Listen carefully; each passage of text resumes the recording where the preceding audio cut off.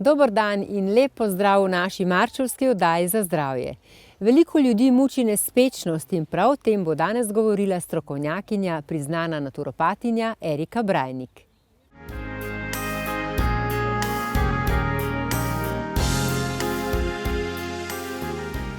Erika, pozdravljena. Lep pozdrav. Spet ena zanimiva tema, ki se bo tikala kar veliko ljudi, to pa je nespečnost, kaj ne? Ja, res je. Veliko ljudi ima težavo z nespečnosti. Po cenah 1 milijarda ljudi na svetu slabo spi. Zdaj, za naturopata je pa spanje, kako oseba spi, ključno. Zato, ker mi med spanjem odvajamo toksine. Naše telo odvaja toksine in zato moramo spati vsaj 7 ur na noč. Zato med spraševanjem, torej med konzultacijo s stranko, je zelo pomembno vprašati, kako spimo v naturopatiji oziroma kdaj oseba zaspi, kdaj se zbudi in kaj se dogaja po noči. V naturopatiji mi vemo, da poznamo različne vrste nespečnosti. Nekdo reče nespečnost, to je zdaj zame vse ali pa nič. In gremo postopoma pogledati. Imamo tisto osebo, ki recimo, to se dostikrat dogaja ženskam v menopavzi, oseba zaspi zvečer, lahko je tudi malo zebe, se pokrije, po noči, okoli 2-3 po noči se zbudi in jo začne kuhati. Najprej jo zbudi tudi vročina, oblivi, se zbudi. Lahko pa tudi ni oblivo, ampak se zbudi. Lahko je zbujena 1 uro, 2 uri in pol spet zaspi, tam okoli 4-5 zaspi in zjutraj seveda budilka zbudi in oseba je čisto povožena. Najbolj utrujena taka oseba je zjutraj. Zjutraj potrebuje 2-3 kave, da lahko šele zalaufa čez cel dan. In tako pol je bolj nočna ptica, zvečer pa gre spat recimo tam okoli 12 ali pa ob polnoči ali ob 11 polnoči, nekaj takega. To je tista jetrna toksemija. Pri taki nespečnosti taka oseba bo tudi živčna, razdražljiva, vzkipljiva, nervozna, imate momente jeze, ker lahko zakuha noter, dvigne pritisk. V tem primeru, če hočemo to nespečnost uravnati, potrebujemo en jetrni krepiti to jetrno toksemijo, krepiti jetra. V mojih knjigah pišem recimo z jedilniki, kako se to naredi in raznimi drugimi tehnikami.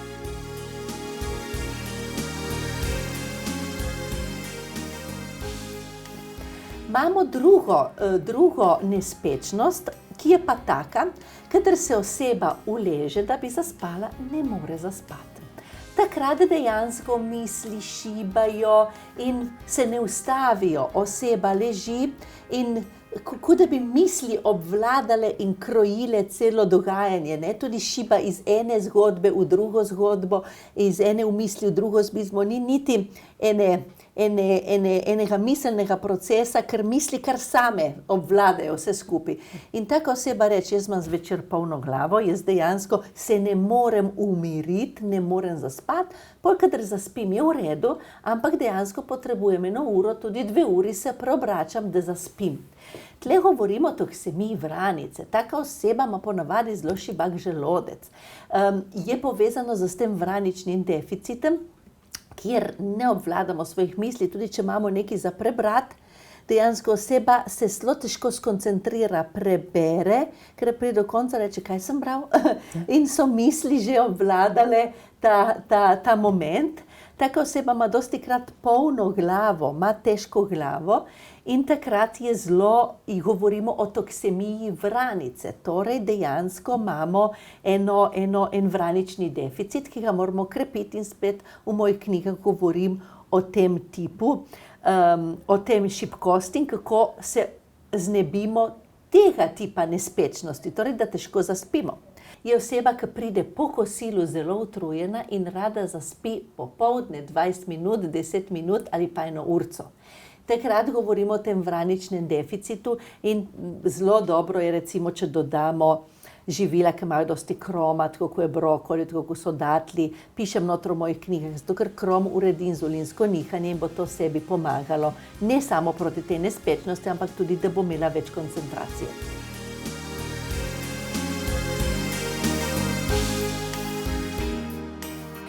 Pol pa imamo tretjo vrsto nespečnosti, to je pa oseba zelo zgodaj zaspi zvečer, ampak tudi zgodaj vstane. Torej je oseba, ki je jutranji tip, ki ne more spati dejansko dolgo.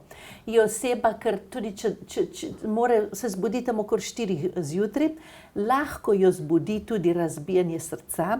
Lahko, ko se zbudi ob 4 zjutraj ali pa 5 zjutraj, je potna, je topla v tem predelu tukaj med prsmi, takrat govorimo o toksemiji srca. Taka oseba jo lahko zbudi tahikardija, je večkrat vroče, zvečer nima energije, zaspi ob 9, zvečer zelo zgodaj, se zjutraj tudi zelo zgodaj zbudi. Zdaj, problem je, če oseba zaspi tam okoli 10 in se zbudi že ob 3, seveda 4 je spala, 5-6 ur je malo. Reče, meni je pa dovolj, ni dovolj. Ko pravimo, med 7 in 8 ur spanja je pomembnih, zato ker telo med spanjem odvaja toksine. In to velja tudi za tiste, ki imajo nočno delo. Vi lahko spite čez dan, imamo določene trike, ki pomagajo ljudem, ker so v nočnih službah, da čez dan spijo.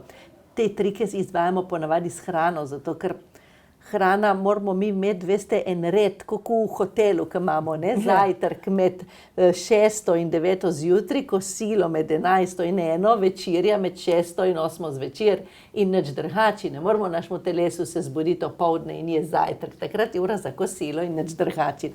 Tako, kadar damo telesu na določena navodila, dejansko se presnova uredi, tako da se da. V tem primeru, v zadnjem, smo rekli, kadar se oseba zjutraj zbudi in razbija srce, imamo srčni deficit in takrat imamo določena navodila s hrano, ki krepimo srce in pol se zadevščina takoj umiri in mi spimo tudi do 6, brez da bi nas budila vročina in razbijanje srca. Erika, tole je bilo res zelo zanimivo, torej več različnih nespečnosti, na katere se moramo pač različno odzvati. Tako je.